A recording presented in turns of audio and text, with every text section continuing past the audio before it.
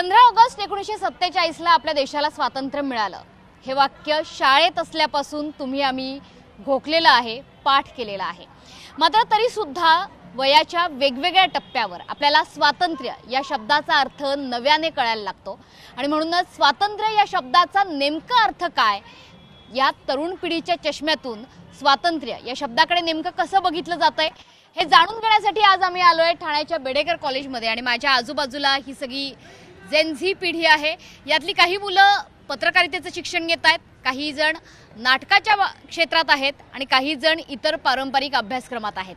यांच्या नजरेतून स्वातंत्र्याचा अर्थ काय आम्ही जाणून घेणार आहोत. बाबा, मला पहिल्यांदा तू सांग की स्वातंत्र्य हा शब्द बरेचदा ऐकला असशील, काय वाटतंय या घडीला स्वातंत्र्य म्हणजे नेमकं काय? स्वातंत्र्य म्हणजे कॉलेजपासून 2 दिवस सुट्टी. मला बंक मारतोस नाही, 2 दिवस कॉलेजपासून ऑफिशियली सुट्टी भेटली पाहिजे आम्हाला.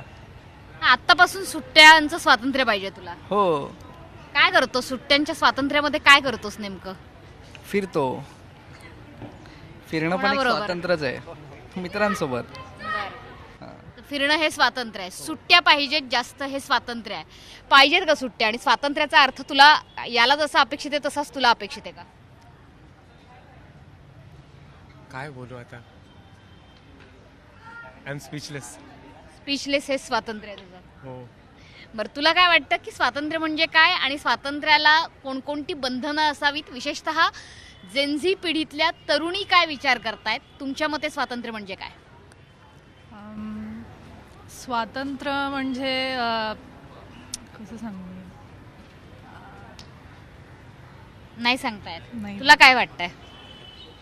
स्वातंत्र्य म्हणजे बेसिकली इंडिपेंडन्स. म्हणजे आता जर का आपण 1947ला आपलं इंडिपेंडन्स भेटलं आहे, बट आपण फक्त दरवर्षी इंडिपेंडन्स डे सेलिब्रेट करतो. आपल्याला खरोखर स्वातंत्र्य भेटलं आहे का? आता जे आपण ह्या वर्षभरातच एवढे सगळे गोष्टी झाल्या, म्हणजे रेप केसेस म्हणा किंवा एज्युकेशनवरती झालं किंवा आपल्या यूथवरती पण काही काही राईट्सवरती उठवल्या गेल्या, तर मग ते खरोखर स्वातंत्र्य भेटलं आहे का आपल्याला? आपण फक्त उद्या सकाळी जाणं, झेंडावंदन करणार आणि परत घरी येणार, बट आपल्याला खरोखर स्वातंत्र्य आपण सेलिब्रेट करतोय का?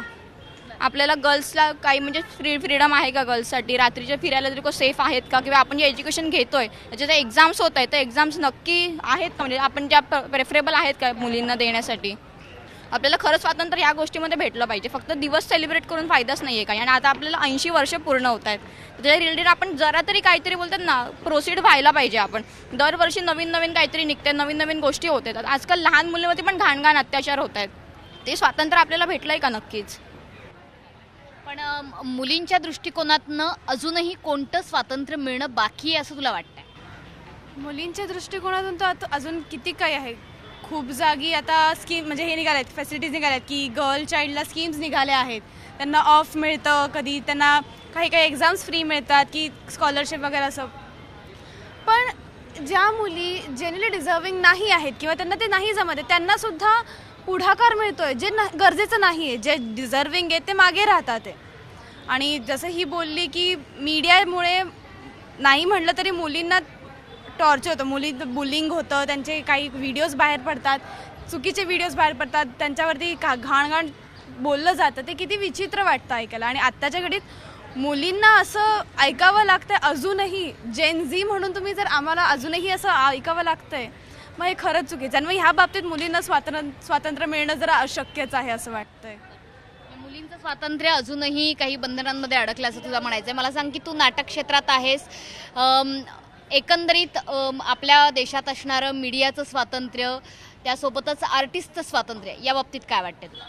आर्टिस्टचं स्वातंत्र्य, आता आर्टिस्टला बऱ्यापैकी स्वातंत्र्य आहे, पण स्वातंत्र्याचा गैरवापर होतो आहे. लाईक आता आर्टिस्ट म्हणायला गेला तर बऱ्याच ठिकाणी आर्टिस्ट लोकांना हवं तितकं स्वातंत्र्य असतं, पण ते स्वातंत्र्य म्हणजे टाकून दिल्यासारखं स्वातंत्र्य असतं. म्हणजे बघायला गेलं तर आर्टिस्ट लोकांना जेवढा मान असतो, जेवढी रिस्पेक्ट असते, जेवढं स्वातंत्र्य, आता त्या स्वातंत्र्य शब्दाचे आपण 2 अर्थ होऊ शकतात.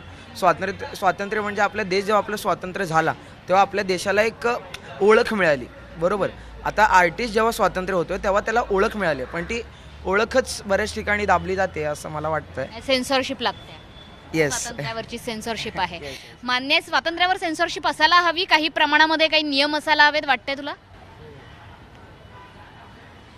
मला असं वाटत नाही असायला पाहिजे काही, कारण का जरी आपण आता प्रत्येक वेळेला स्वातंत्र्याबद्दल बोलतो की या ह्याच्यामध्ये म्हणजे आपल्याला आपल्यावरती मुलींवरती अत्याचार होतात, इतर गोष्टी होतात, पण मला असं वाटतं की आपण स्वतः इंडिपेंडेंट आहोत का, इंडिपेंडन्स आपल्यामध्ये आहे का, म्हणजे जरी लोक आपल्यावरती बंधनं घालतात तरी आपण पण आपल्यावरती कधी कधी बंधनं घालतो की लोक हे विचार करतात आपल्याबद्दल, आपली आई हे बोलेल किंवा रिलेटिव्स हे बोलतील, प्रेडिक्ट करतो, आणि त्याच्यामुळे आपण काही गोष्टी करत नाही. सो मला असं वाटतं की ते आपण कुठेतरी स्टॉप केलं पाहिजे आणि त्याच्यामुळे आपण इंडिपेंडन्स आपण मिळायला पाहिजे आपल्याला. किती टक्के स्वातंत्र्यात जगतोय? तुला किती टक्के स्वातंत्र्य आहे बाबा? 100% आहे का? असं एकदम 100% नाही आहे, पण असा 80% आहे. 20% माझ्या आईवडिलांच्या हातात आहे. म्हणजे कसं आता माझं फ्युचर मी ठरवलं पाहिजे, तर काही गोष्टी आहेत जी मला करायच्या असतात, पण माझे आईवडील बोलतात की हे करून चालणार नाही. म्हणजे त्यांचं पण बरोबर असतं, पण मी काही चुकीच्या मार्गावरती जाणार नाही त्यांचा हा विचार असतो, पण माझं असतं की मी काही चुकीचं करत नाही. मग त्यामुळे मग माझं 20% स्वातंत्र्य तिथं अडकलेलं असतं. बरं, मग हे काही टक्के स्वातंत्र्य स्वखुशीने दिलंयस मात्र त्यांना की नाही? कन्फ्युज तळ्यात मळ आहे ते माझं. तळ्यात मळ्यात आहे अजून. बरं, मला सांग की तुला जर एखादा नियम बदलण्याचं स्वातंत्र्य दिलं तर कुठला नियम बदलशील तू? ट्रॅफिकचा. कशाचा? ट्रॅफिकचा, गाड्यांचा. काय नियम बदलशील? आपल्या बाहेरच्या देशामध्ये आता जसं बघितलं आपण तर गाड्या आपण मॉडिफाय करू शकतो, ते लिगल असतं तिथे, पण आपल्या इंडियामध्ये तसं नाही आहे. बरेचसे आपले जे पोलीसवाले आहेत, जे स्टॉक एक्झॉस्ट पण असेल तरी ते लोक चुकीचे फाईन लावतात किंवा काही पण ॲलिगेशन्स आपल्यावर लावतात. नंबर प्लेटच्या रिलेटेड झाले ते सर्व योग्य आहे, नंबर प्लेट अँड ऑल, कारण की त्याच्यावरून आपल्या गाडीची किंवा आपली हिस्ट्री माहिती पडते, कोण काय गुन्हा होतात म्हणून. पण ते एक्झॉस्ट झालं, मॉडिफिकेशन झालं, तर त्याच्याबद्दल काय एवढं वाटत नाही मला. हां, कुठलं स्वातंत्र्य असं आहे की जे अति होतंय असं वाटतंय तुम्हाला, की काही गरज नाही ह्या अशा टाईपच्या स्वातंत्र्याची, हे जरा हुकुमशाही पद्धतीने याला दाबलं तर चांगलं पडेल असं वाटतंय तुम्हाला? असं आहे काही आपल्याकडे? मला असं वाटतं की काही गोष्टी अशा आहेत ज्या आपण आजूबाजूला बघतो, जसं की आपल्याला हे स्वातंत्र्य आहे की आपण वेस्टची जी विचारधारा आहे ती आपण आपल्या जीवनात आणून त्याचा पुरेपूर वापर करू शकतो, पण ते खरंच आपल्याला तेवढं उपयोगाचं आहे का ह्याच्यावर आपण विचार करणं गरजेचं आहे. कारण आजूबाजूला आपण बघतो तर त्याचे आपल्याला गैरफायदे हे जास्त दिसतात. मला असं वाटतं की भारतामध्ये नॉलेजला किंवा ज्ञानाला जास्त जर आपण आधीपासून किंमत दिली आहे तर आपण जास्त शॉर्ट फॉर्म कॉन्टेंट किंवा अशा गोष्टी ज्याचा फार काही आपल्याला उपयोग नाही आहे, ज्या खूप जास्त वेस्टमधून येत आहेत, त्यांचा आपण थोडा कमी वापर केला किंवा ते जर आपण थोडी ठोकशाही करून आपण दाबायचा प्रयत्न केला, जे आईवडील करतात काही त्यांच्या प्रकारे, तर आपल्याला त्याचा फायदाच होईल असं मला वाटतं. काही प्रमाणात ठोकशाही झाली पाहिजे असं तुझं म्हणणं आहे. मात्र इथे एक तुमच्यातला रील स्टार बसला आहे, मगाशी त्याच्याशी ओळख झाली माझी. मला सांग की याने सांगितलं की काही पाश्चिमात्य देशांशी आपण फॉलो करतोय, त्यांचं अनुकरण करतोय, ते करायला नको, ते स्वातंत्र्य आता मिटवून टाकलं पाहिजे. सहमत आहेस का याच्याशी? आणि तू रील स्टार्स आहेत, वेगवेगळा कंटेंट जनरेट करतो. सहमत आहे. आणि यात एक गोष्ट सांगायची होती की जसे दिव्यांग बांधव आहेत, हेही एक मला म्हणायचं आहे की जसं दिव्यांगांना जास्त जॉब असो किंवा विविध मोठ्या मोठ्या एक्झाम असतात, त्यात पण रायटरची पण थोडे नियमन लावले आहेत, ते पण नाही लावले पाहिजेत. कारण की आणि जसे प्रायव्हेट जॉबच्या जागी दिव्यांग लोक कामाला जातात, पण तेव्हा त्यांना म्हणायचं असतं की हे लोक काय काम करू शकतात, पण जसं दृष्टीहीन लोक काम करू शकतात ते पण, आणि जसे ज्यांना दिसतं ते पण काम करू शकतात. यात मतभेद नसला पाहिजे आपल्या देशांमध्ये. कारण की बरेच ठिकाणी असं होतं की जॉब शोधायला जातात, पण तेव्हा त्यांना जास्त समजतं की याला दिसत नाही किंवा हा अपंग आहे, त्यांना वाटतं की हा काम करू शकत नाही. पण मला एकच म्हणायचं आहे की जसे डोस लोक पण काम करू शकतात, तसे दिव्यांग बांधव पण काम करू शकतात, पण असं इंडिपेंडेंट ठेवलं पाहिजे. हे अशा पद्धतीचा भेदभाव हा. न करणं हा. हे स्वातंत्र्य तुला अपेक्षित आहे. बर, इकडचा पण एक रील स्टार आहे. मला सांग की कंटेंट जनरेशन सध्या खूप मोठ्या प्रमाणात होतंय भारतामध्ये आणि त्याच्यात सगळ्यात आघाडीवर जेनझी आहे, तुझ्यासारखे तरुण आहेत. कंटेंट जनरेशनमध्ये स्वातंत्र्य आहे का, आणि जर काही बदलायचं असेल तर काय बदलशील? आज़ादी तो है, आज हर कोई अपना अपना जवाब अपना अपना मत रख सकता है सभी के सामने, लेकिन कहीं ना कहीं अगर मैं बोलूँगा कि मीडिया जो होती है वो बायस्ड हो चुकी है, ये बात पूरी तरीके से साफ़ है. तो अगर कहीं पाबंदी लगानी है तो मीडिया पे लगाइए. मीडिया को या तो उसे पूरी आज़ादी दीजिए, वो दोनों तरफ की बात रखे, या तो उस पर पाबंदी लगा दीजिए कि एक तरफ की बात ना रखे, क्योंकि इससे ना समाज में सिर्फ और सिर्फ अहिंसा फैलता है, इससे भेदभाव क्रिएट होता है राइटिस्ट और लेफ्टिस्ट के उसमें. तो इसीलिए अगर आपको कंटेंट के बेसिस पे अगर कुछ ऐसा करना है, और जो आपने एक सवाल पूछा था कि बाहर से कौन सी चीज़ें हम अपना सकते हैं, सही है कि नहीं, मैटर ये करता है हम बाहर से क्या अपना रहे हैं. बाहर से अपनाना तो अच्छी बात है, क्योंकि शुरू से ही भारत ने बाहर के ज्ञान को अपनाया है, जितने भी समृद्ध ज्ञान थे उसे अपनाया, अपने अनुकूल परिस्थितियों में डाला और उसे और समृद्ध बनाया है. अब फॉर एग्जांपल जितने भी यूथ हैं यहाँ पे सारे लोग बैठे हैं, बाहर से फैशन को अडॉप्ट करते हैं, वेस्टर्न फैशन को. तो कहीं ना कहीं हमारी सरकार को ये सीखना चाहिए, बाहर से हम जो चीज़ें अडॉप्ट कर रहे हैं वो चीज़ें ऐसी हों कि हमारे पूरे समाज को बदल के रख दें. जैसे कि आप देख लीजिए जापान का एजुकेशन सिस्टम देख लीजिए, वहाँ पे बच्चों को शुरुआत से सबसे पहले मोरल वैल्यूज़ सिखाते हैं, लेकिन हमारे यहाँ ऐसा नहीं है. तो अगर अडॉप्ट करने वाली चीज़ें हमें ऐसी हों, मतलब जो बाहर से हमें सीख दे, जैसे कि आप चाइना की टेक्नोलॉजी अडॉप्ट करिए, जापान का एजुकेशन सिस्टम अडॉप्ट करिए, तो वो सारी चीज़ें कहीं ना कहीं एक अच्छी तरीके से हमारे समाज में प्रभाव डाल सकती हैं और हमारे समाज को बदल भी सकती हैं. इसीलिए अच्छा, तुझ्या बाजूला काही मुली बसल्या आहेत. मला तू सांग की सध्याची जेनझी ज्या पद्धतीने व्यक्त होते आहे, ती व्यक्त होण्याची पद्धत, त्याच्यावर सुद्धा अनेकांनी आक्षेप घेतलेले आहेत. तुला वाटतं की जेनझींना जास्त स्वातंत्र्य दिलं गेलंय? ज़्यादा की बात तब की जाती है जब पूरी तरीके से फ्रीडम मिली हो. मेरा ऐसा मानना है कि पूरी तरह से फ्रीडम हमें नहीं मिली है. 1947 में फ्रीडम मिल चुकी थी ऑन पेपर, लेकिन आज भी हमारी मानसिकता जो है कहीं ना कहीं ब्रिटिश में ही अटकी हुई है. जैसे आप देखेंगे कोर्ट्स में माय लॉर्ड जैसे शब्द यूज़ होते हैं, तो वो क्यों हम यूज़ कर रहे हैं? भारतीय संस्कृति जो है जिसके लिए हम जाने जाते हैं, हम उन चीज़ों को क्यों नहीं अपना रहे हैं? आप देखेंगे योग शब्द था जो भारत का था, बाहर गया, योगा बनकर वापस आया, और तब हमने इसे स्वीकारा. तो मुझे ऐसा लगता है कि मानसिकता बदलनी चाहिए, ना कि सिर्फ जेनजी को पर सभी को. और मानसिकता तब बदलेगी जब हमारा एजुकेशन सिस्टम बदलेगा. जैसे कि मेरे साथी ने सही तरीके से बोला है, मैं भी उन चीज़ों से सहमत हूँ. तो सही मायने में फ्रीडम तब मिलेगी जब हर एक इंसान ओपन माइंडेड हो, हर चीज़ों को सही तरीके से एक्सेप्ट करे और भारतीय संस्कृति को ज़्यादा इम्पॉर्टन्स मिले. सध्या आपण बघतोय की आपल्याकडे भेदभावाचे जे प्रकार आहेत ते दिवसेंदिवस खूप वेगवेगळ्या प्रकारामध्ये आपल्याला होताना दिसतात. मग त्याच्यामध्ये भाषिक असेल, शाकाहारी मांसाहारी वाद असेल, प्रांतिकवाद, जातीभेद हा तर खूप आधीपासूनचा आपल्याकडे असणारा प्रश्न आहे. मात्र जसजसं आपण स्वातंत्र्याची अनेक वर्ष पार करतोय तसतसं हा भेदभाव कमी होण्याऐवजी वाढतोय असं वाटतंय का? आणि जेनझींच्या मनात हा भेदभाव आहे का, जो कदाचित मिलेनियल्सच्या मनात होता पण आता तो कमी झाला आहे, असं आहे की तो वाढीस लागतंय? नेमकं फॅक्ट काय? मला असं वाटतं की आपण खूप वर्ष अशी झाली आहेत, पिढ्यानंतर पिढ्या आपलेही काही आईबाबा असतात जे मुलांना शिकवतात या सगळ्या गोष्टींबद्दल.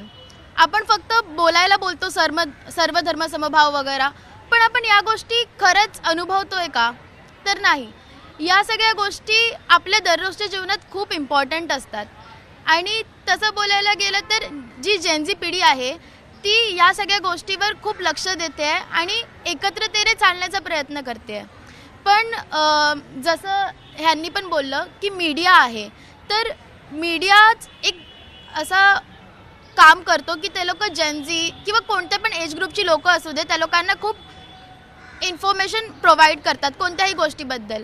तर मीडिया आहे, रील्स आहेत, या सगळीकडे आपल्याला लक्ष द्यायलाच पाहिजे. पण आपल्याला त्या गोष्टीला क्रॉस चेक पण करायला पाहिजे की ती गोष्ट बरोबर आहे की नाही. जर आपण त्या गोष्टीला क्रॉस चेक न करता त्याच गोष्टीला सपोर्ट करत गेलो तर खूप सारे असे वाईट विचार असतात जे फॉरवर्ड होतात आणि त्याच गोष्टीवरून या सगळ्या गोष्टी स्प्रेड होतात. तर मला फक्त एवढं म्हणायचं आहे की आपण ज्या पण गोष्टी ऐकतो किंवा वाचतो त्यावर आपण क्रॉस चेक केली पाहिजे ती गोष्ट.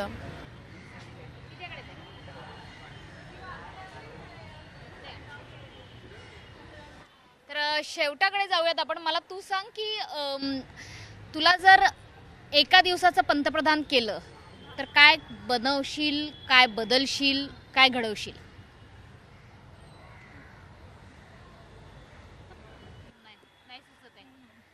म्हणजे व्हायचंच नाहीये. तुला जर एका दिवसाचं पंतप्रधान केलं तर काय करशील तू? हो नक्कीच. जर मला एका दिवसाचं पंतप्रधान केलं तर मी एक स्वच्छ शिक्षण, स्वच्छ व्यवस्था आणि चांगली कामं करेल भारतामध्ये. आणि भारतामध्ये करण्यासारखं बरंच आहे जे की स्वातंत्र्याच्या 80व्या वर्षी पण त्याला गरज आहे आपली, की एक चांगलं शिक्षण हवं आहे आणि एक चांगलं स्वास्थ्यासाठी सरकार हॉस्पिटल्स हवे आहेत. बऱ्याच गोष्टी अजून बाकी आहेत आणि अजून पण सामान्य प्राथमिक गरजांपासून आपण खूप लांब आहेत. मग हे सगळं एका दिवसात होईल का? शक्य नाही आहे, पण प्रयत्न करणार तर यश नक्कीच येणार. बरं, मग आणखीन कोणाला नायक बनायचं इकडे एक दिवसाचं? आपको बनना है एक दिन की प्रधानमंत्री बनना है आपको? एक दिन में कोई भी बदलाव लाना पॉसिबल तो नहीं है, पर हाँ मुझे ऐसा लगता है एजुकेशन से शुरुआत करनी चाहिए क्योंकि वो सबसे कोर रूट कॉज है हर एक चीज़ के लिए. तो जैसे पहले भी किसी ने बोला था कि एथिक्स मोरालिटी पर बात होनी चाहिए जो कि हमारे इसमें नहीं होती है. लोग डिग्री के पीछे भागते हैं पर इंसानियत नहीं है, मानवता नहीं है.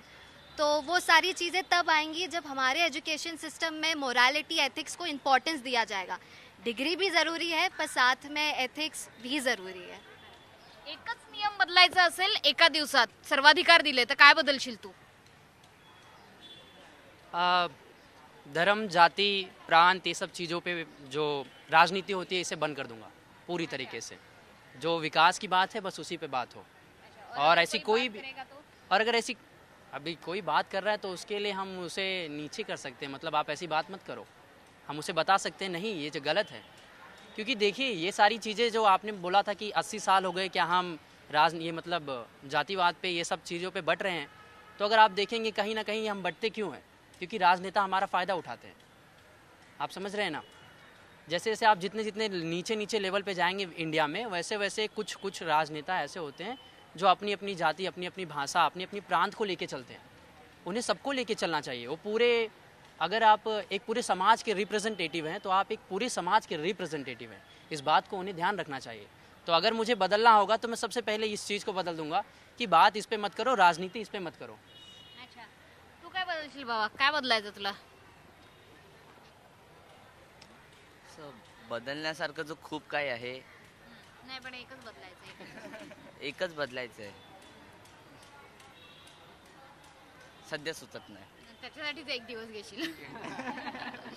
तर जेनझी पिढीची ही भाषा आपल्याला बरंच काही शिकवणारी आहे, पुन्हा एकदा आपले डोळे उघडणारी आहे. त्याच्यामुळे ह्या पिढीच्या नजरेतला उद्याचा भारत आणि आजचा भारत त्याचं चित्र त्यांच्या डोळ्यामध्ये स्पष्ट आहे आणि ते चित्र साकारण्यासाठी अर्थातच ही पिढी सज्ज झालेली आहे. स्वातंत्र्याचा नवा अर्थ दर पिढीगणिक बदलत असतो आणि दर पिढीगणिक या स्वातंत्र्य शब्दाच्या जबाबदारीची जाणीवसुद्धा त्या पिढीच्या खांद्यावरती असते आणि या जबाबदारीची जाणीव या जेनझी पिढीला आहे. हीच त्यातली सर्वात समाधानाची आणि दिलासादायक बाब. कॅमेरामॅन प्रमोद सह मनुष्य पाठक, झी 24 तास, ठाणे.